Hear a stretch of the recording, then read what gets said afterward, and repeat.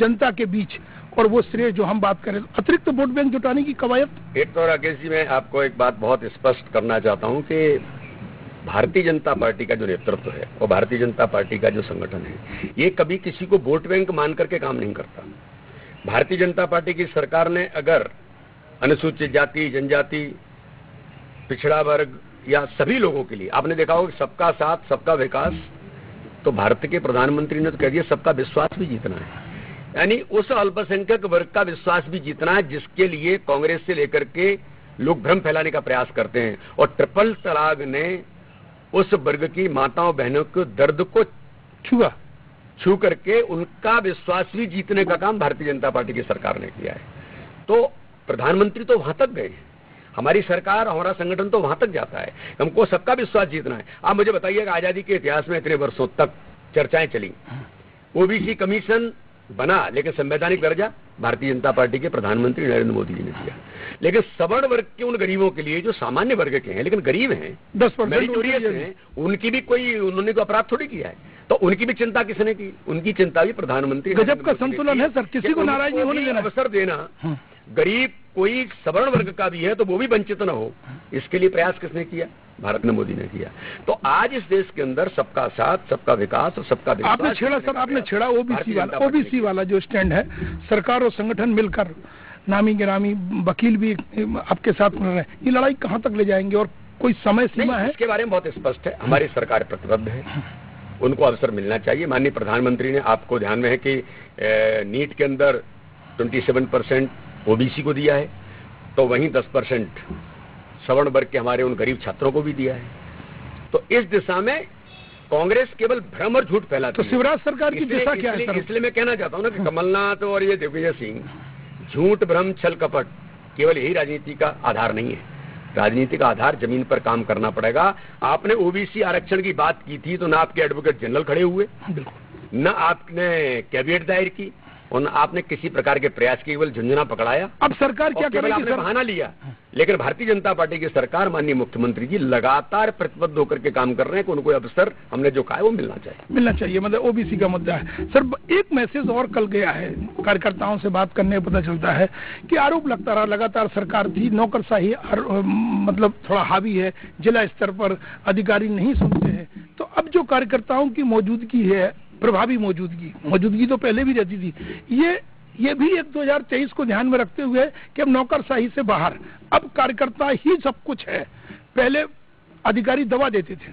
नहीं, ऐसा मैं नहीं मानता। भारतीय जनता पार्टी की सरकार इतने सालों काम की है, कार्यकर्ताओं के आधार पर ही हमारा काम चला है, और जहाँ अधिकारियों की भूमिका है वहाँ उनकी भूमिका है, जहाँ संगठन की भूमिका है वहाँ संगठन की भूमिका है। माननीय मुख्यमंत्री दृढ़ता के साथ अपने विचार को पुष्ट करने के लिए, अपने संगठन को सुदृढ़ बनाने के लिए, वो लगातार कार्यकर्ताओं के फीडबैक के आधार पर ही उन्होंने मध्य प्रदेश के अंदर इतना बेहतर काम किया है। क्योंकि कोई भी सरकार बिना संगठन के और अपने कार्यकर्ताओं के उतना गति से आगे नहीं बढ़ सकती। तो मध्य प्रदेश के अंदर आज हम इस स्थान तक पहुंचे हैं कि 15 वर्षों के बाद आज एक दृढ़ता के साथ काम हुआ है, तो उसमें कार्यकर्ताओं की भूमिका महत्वपूर्ण रही है। केवल कोई अधिकारी दबा लेते थे वगैरह, ये मैं बिल्कुल नहीं मानता। भारतीय जनता पार्टी की सरकार ने, माननीय मुख्यमंत्री जी ने बेहतर काम समन्वय के साथ मध्य प्रदेश के अंदर। सर 7 साल मोदी सरकार थी, 15 साल, अगर 15 महीने छोड़ दिए जाए तो सर बस चर्चा को खत्म होने के पहले ये जानना चाहता हूं कि एंटी इनकम्बेंसी को लेकर के भाजपा सजग और सतर्क है? नहीं, भाजपा तो हमेशा से सतर्क काम के लिए है, गरीबों के जीवन स्तर को ऊंचा उठाने का काम कर रही है। व्यक्ति के पास घर नहीं है तो उसको घर मिले, उसको भी अपने घर में रहने का अधिकार है। मैंने कहा कि गैस कनेक्शन अगर जो सिफारिशों से मिलते थे, ब्लैकमेलिंग होती थी, उनको 8.5 करोड़ और 1 करोड़, अब 9.5 10 करोड़ परिवारों को फ्री में गैस कनेक्शन देना, यानी जीवन स्तर को ऊंचा उठाना है। जो कहते हैं उनको पैसे की जरूरत स्वास्थ्य के लिए है तो कोई वंचित न रह जाए, उसकी उपलब्धता कराना। संबल योजना जैसी योजना मध्य प्रदेश के अंदर बेटियों के लिए, महिलाओं के लिए, हर समाज वर्ग के लिए, हर गरीब को छूने का काम हमारी सरकार करती है। तो जो कहते हैं सर वो करते हैं, और जो करते हैं वो अपना है, उसको अपने से जोड़ना है, यही एक सूत्र लेकर बीजेपी बढ़ रही है। बिल्कुल। एक अंतिम सवाल सर, ये संगठन की रणनीति है, चुनावी आवश्यकता है, या फिर जो शिवराज जी कहते हैं कि संगठन ही सर्वोपरि है, कि पूरी सरकार संगठन के प्रति अब समर्पित हो गई है, या फिर एक संगठन की बहुत दूरगामी रणनीति का एक हिस्सा है विष्णु दत्त ने जो बनाया है कि पूरी सरकार को आपने बीजेपी कार्यालय में इकट्ठा करके अपने कार्यकर्ता को साधने की कोशिश की है? देखिए, चाहे मंत्री हो, मुख्यमंत्री हो, किन्हीं जिम्मेदारी हो, हम सब मिलकर के भारतीय जनता पार्टी है। ये कोई बीडी शर्मा नहीं है। बीडी शर्मा निमित्त भारतीय जनता पार्टी के अध्यक्ष हैं। तरह तरह प्रयोग होते रहे सर मंत्रियों को पहले। लेकिन भारतीय जनता पार्टी में हम सामूहिक नेतृत्व पर आगे बढ़ते हैं। आपने कल देखा होगा, आदरणीय शिव प्रकाश जी ने भी यही संदेश दिया कि हम सब मिलकर के इस ताकत के आधार पर आगामी चुनाव कोई भी होंगे, चुनाव होंगे या समाज के अंदर आने वाले जो प्रश्न होंगे, उनका समस्याओं का समाधान, समाज में कई प्रकार के भ्रम और झूठ और छल कपट की राजनीति करने वाले देश विरोधी ताकतें भी काम कर रही हैं, उनका जवाब देने के लिए भी हमारा संगठन सशक्त बनना चाहिए, केवल सत्ता में आने के लिए नहीं। बस तो सर विष्णु दत्त, इसलिए एक नहीं, इस प्रकार के कई मुद्दे होंगे सर। चुनौती मिलकर के भारतीय जनता पार्टी है। विष्णु दत्त जी बस इतना बता दें सर, ये सब जो हो रहा है इसका लक्ष्य तो आपने बता दिया, अब चुनौती क्या है? देखिए, भारतीय जनता पार्टी के सामने चुनौतियों के बारे में हम लोग समय समय पर चर्चा भी करते हैं। कई प्रकार के ऐसे तत्व जो कांग्रेस जिनके साथ मिलकर के भ्रम और गुमराह करने का प्रयास करती है, वो जनजातीय क्षेत्र में जा रही होगी, जातियों के अंदर जा रही होगी, तो ओबीसी वर्ग को भ्रम फैलाने का काम अभी भी लगातार कर रहे हैं वो। तो एक साथ कई और उन्होंने 2018 के चुनाव में किसानों के अंदर भ्रम फैलाया था, जिसका थोड़ा सा अवसर उनको गलती से मिल गया, जिसका जवाब जनता ने बाद में दिया और उनको ठिकाने लगा के घर बैठा दिया।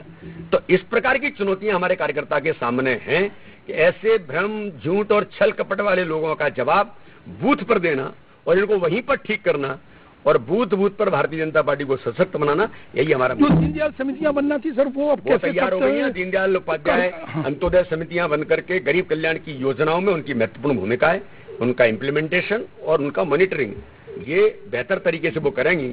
और साथ में ही संगठन ने हमारे जो स्वास्थ्य स्वयंसेवक खड़े किए, वो भी अपनी भूमिका निभाएंगे। और एक महत्वपूर्ण बात आपने शुरुआत में कही थी कि जो कार्यकर्ता घर बैठा है या जिसको अभी काम नहीं मिलेगा, सर पिछली भाजपा में जो पैनलिस्ट थे और जो प्रवक्ता थे, उन चेहरों को कहीं एडजस्टमेंट की कोई रणनीति है? मैंने कहा ना, हर कार्यकर्ता के लिए कोई न कोई उम्मीद रखें, उनकी भी अपनी भूमिका है। वो कह रहे हैं हमसे क्या भूल हुई? कल वो यहाँ पर थे, कल किसी और स्थान पर होंगे। विष्णु दत्त की नजर है। ये परिवर्तन प्रकृति का नियम है। आज के समय के अनुरूप किन कार्यकर्ताओं को कहाँ जरूरत है, जो कार्यकर्ता उस जिम्मेदारी पर थे कल किसी और जिम्मेदारी पर होंगे। तो ये तो भारतीय जनता पार्टी हर कार्यकर्ता की चिंता है। हर कार्यक्रम का एक फॉलो अप होता है सर। ये बैठक बहुत बड़ी हो गई, महामंथन हो गई, अब इसका फॉलो अप कैसे लेंगे? नीचे से ऊपर तक की बात कर रहा हूँ। फॉलो अप है ना, कैसे? अगली बार हुए हैं लोग अपनी सारी चीजें करेंगे, तो हम लोग तो सतत तौर पर समीक्षा भी करते हैं, तो फॉलो अप इन चीजों का होगा ही। तो चलिए सर, बहुत बहुत धन्यवाद। सवाल दर सवाल में प्रदेश भाजपा अध्यक्ष, बात सिर्फ आज महामंथन पे, न किसी राजनीतिक बयान पर पलटवार का, न ही कुछ और भी इरादा। तो कार्यकर्ता के लिए संदेश है कि जो पार्टी से जुड़ा है उसको, हर कार्यकर्ता को एक काम मिलेगा, हो सकता है कि उसकी भूमिका बदले, और एक स्ट्रक्चर तैयार किया है, मंत्री हो या फिर संतरी। कह सकते हैं कि विष्णु दत्त के जो अस्त्र शस्त्र है, अब वो उसकी आवश्यकता शिवराज को है। यानी कार्यकर्ता सरकार बनाने के लिए, चौथी बार सरकार बनाना है, कई नई चुनौती हो सकती है, और कार्यकर्ता में जोश भरने की कोशिश इस महामंथन के जरिए विष्णु दत्त की भाजपा ने कर दिया है। तो सवाल दर सवाल में मुझे इजाजत दीजिए। वीडियो जर्नलिस्ट गुलजार अहमद के साथ राकेश अग्निहोत्री।